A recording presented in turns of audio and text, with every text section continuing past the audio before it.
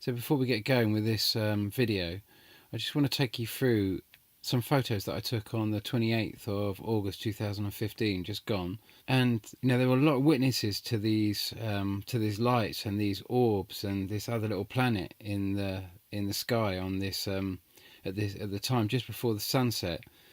But if these lights, all these series of lights, spheres, orbs, and this little planet up here, let's have a look at where the planets were on the 28th of August 2015 first. So let's get that up. And that's what you're looking at here.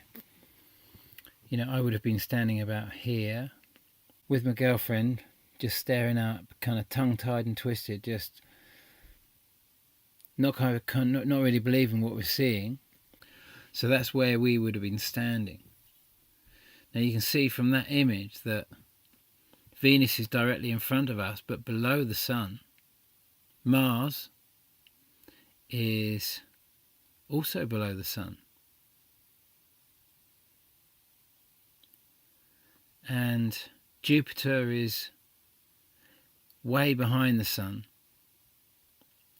If it appeared anywhere, it would appear above the Sun, slightly to either side maybe, but not that far down. But you wouldn't be able to see it you wouldn't be able to see it past the bright light of the Sun. It would have to be kind of on this side of the Sun for us to be able to see it. It's none of the planets that I can see there could be whatever this thing is right here. And as for these two spheres and the glow behind, there's no place for it to be up there or on the right of the image here, which is the northern hemisphere of our solar system.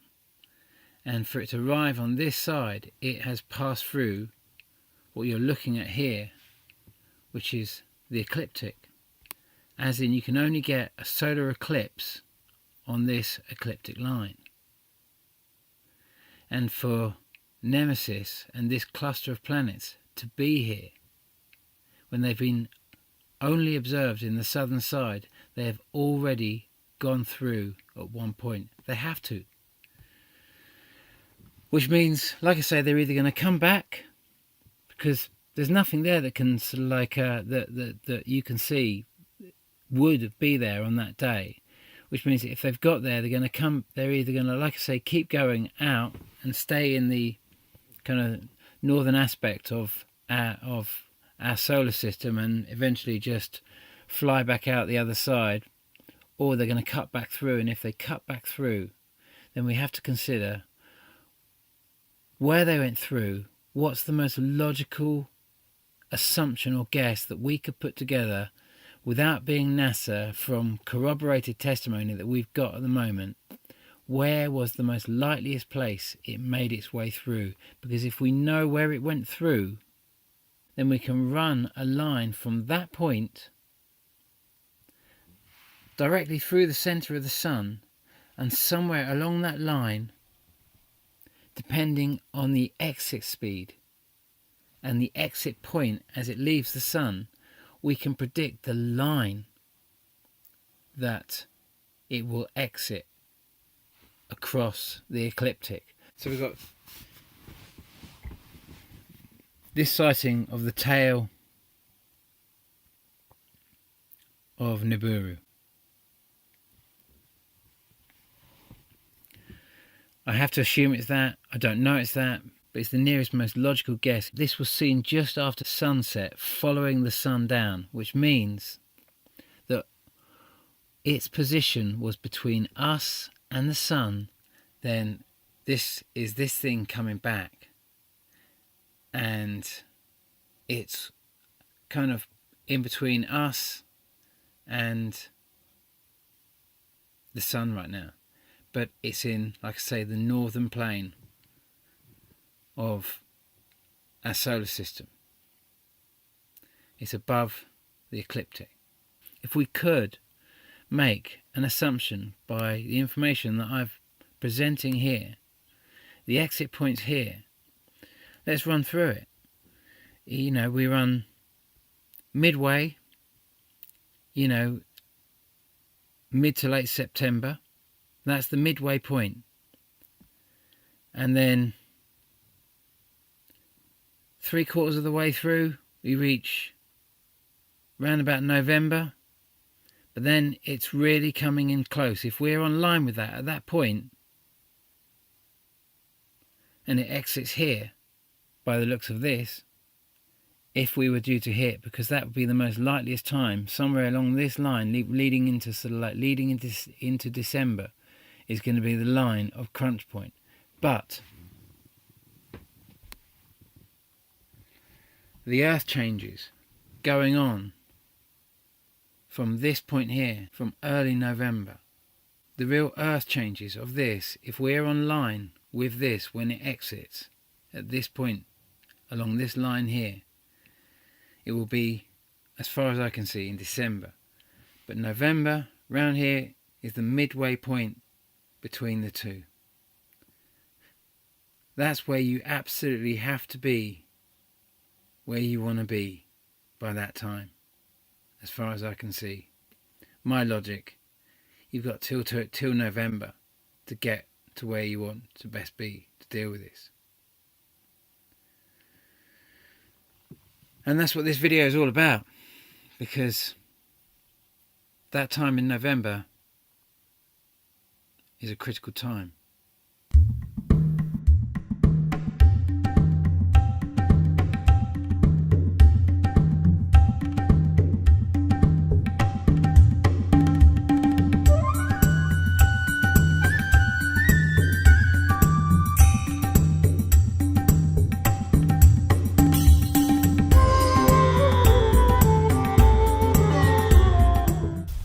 So hello there, Dave Dobbs here, otherwise known as David Field for my writing, or you know, specifically my book Laughing Gas, but most people know me as Dave Dobbs because of my satirical political activism.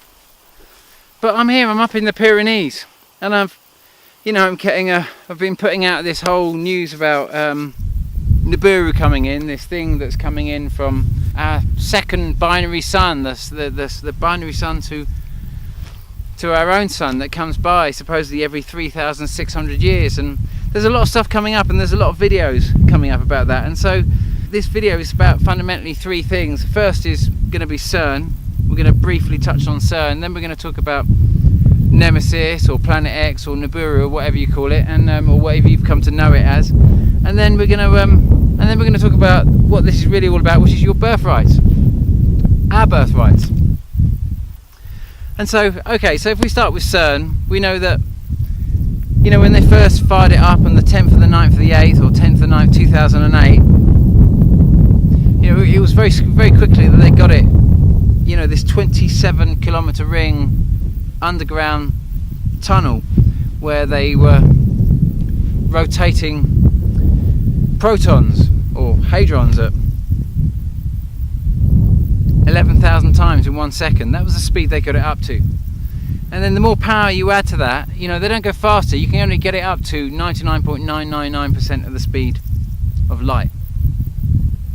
But then you start putting more and more and more power in, and what happens is the proton starts getting heavier and heavier and heavier and heavier, almost like it's gold or something like that, or much heavier. You know, it starts getting this enormous density to it, or it starts behaving like it's got enormous mass. And then you get, you know, a proton going the opposite direction, and the plan is to collide them at the highest amount of energy now that they can get into them on the 23rd of September. And so what's that all about? What are they really trying to do? And you know, there's a tremendous argument. There's an age-old argument of whether light is a wave or a particle, and I'm not a particle physicist. But nonetheless, I've definitely tried to understand what's going on, and what I am is, my speciality is a channel. I'm, you know, I've been brought up by channels. I come from a family of channels, and I've had this whole narrative that's been unfolding in my own life, and it's brought this crazy message through to me that explained to me over the last kind of like 9 years what's really been happening on this earth. And it's been a very difficult message for me to understand. that's why I wrote Laughing Gas, which was to try and go through this whole journey and trying to understand this message that has been coming into me. And so we're going to see this big thing going off on the 23rd, or attempting to go off on the 23rd. But the message I've been given is that CERN can't function if this Earth is not completely at war. It has to be beyond saving for the Large Hadron Collider to work, because the big gods, the real gods that really created this plane, will not allow this plane to be destroyed unless it is completely and utterly destroyed, with it being destroyed and torn apart by war. And so we have to understand that as we get closer and closer to the 23rd of September, to the designated time when they're going to collide these particles,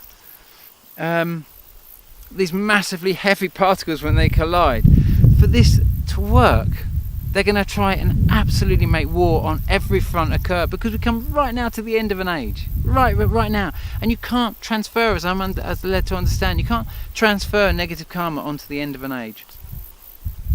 And so we arrive at this place now where we see this massive financial crash being orchestrated, and this particle collider which is going to attempt to bust a hole in the side of this Earth for some kind of escape strategy, just to open up some kind of new world order, just to open up some kind of new world. And that brings us to the second element of what this video is about, which is about Nibiru, Planet X. Some call it Nemesis. Commonly it's called, our second binary sun. And you think every 90%, 80-90% of all suns ever observed in our greater universe have been involved in binary relationships. So it wouldn't be a far-fetched concept to suggest that our sun is involved in a binary system, and it would explain a lot of the sort of movements that our ancients have calculated that our sun seems to make, that we've never been able to understand. Because how can something go up and down unless it's actually really just going round and round? It's got these cyclic sort of motions, and we're starting to realise that our sun's involved in a binary system. Is it that much of a big deal? I don't know. But if it is involved in a binary system, then it is likely that at some stage we get closer to it and further away from it. And as I'm understanding, that is now coming in, and we've got so many witnesses of our second sun that's been in you can see it as sunset. You can see, we've been observing it over the last few days, because I'm here right now up in the Pyrenees trying to walk my talk, and I've left the UK because something very big is coming in, because our governments have desperately tried to orchestrate this war to make sure that they can bust a hole in the side of this world, and that's really happening. Even though you might think I'm mad when I say this, I've got to walk my truth. Like, we've all got to walk our truth. And I understand this thing's going to happen, and because of the decisions that have been made in the UK and America, this thing is going to massively affect the UK, because the karma of what we've done. We're going for Assad at the moment. We say he's a war criminal. David Cameron keeps telling us that Assad is a war criminal. He supposedly gassed his people on the morning the UN weapons inspectors were in town. Is that really likely? This country that manufactured everything itself. Look at Aleppo, where they had their massive great seed storage, organic seed storage. It's all been utterly destroyed. Why? To wipe out another sovereign country. That's what our governments do. And so we've got karma coming in. That's all this Nibiru and all this represents, is karma. And so this brings me to the third element of why I'm here in the mountains. I'm getting out of the way of what comes. But the thing is that you can't believe that. None of you can believe that. But some of you might have heard about this series of crop circles that have appeared in the Netherlands, that have been all authenticated with the heat nodes, that mean they haven't been man-made, haven't been created by human beings. Basically, they are genuine crop circles, as in created by an intelligence beyond man.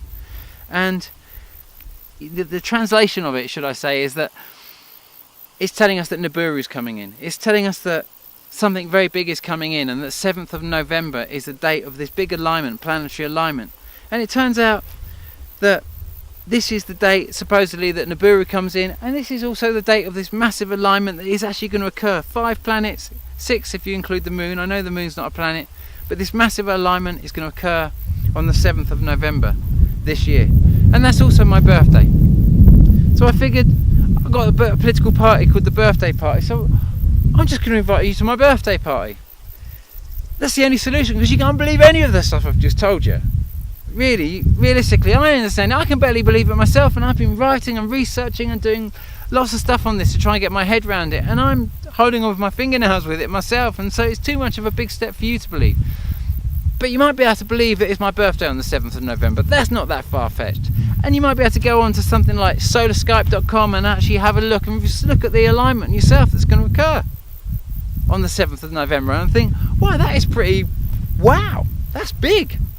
And if you like what you see, then all I can tell you is get out of the UK and come to my birthday party. I've just got one little problem. I've got absolutely no money. I'm up here in the Pyrenees trying to get out of the way of Nibiru, and I'm realising that we need a seed bank up here. We need a seed bank, because the only thing that's going to stop absolute chaos after this thing comes in and to bring communities is seed and all the things that are going to be important for a community.